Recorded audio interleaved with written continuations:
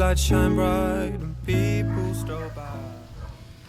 Hilux Vigo just came from the farm carrying 30 sacks of rice.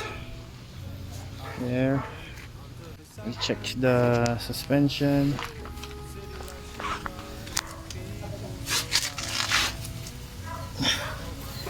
There.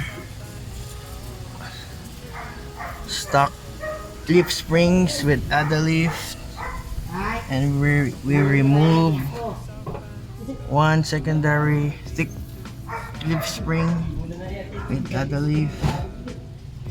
Check the bump stop, still not hitting. All good. There's the other leaf between and the one secondary thick spring.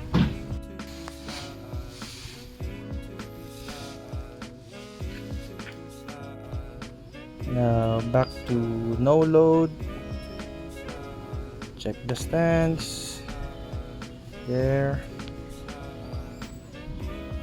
We'll check the suspension. There.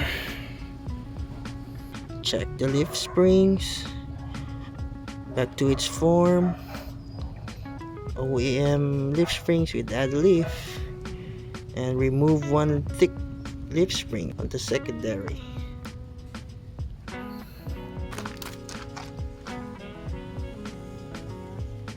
Ironman shocks, nitro gas, old design, 8 years there, still used and abused.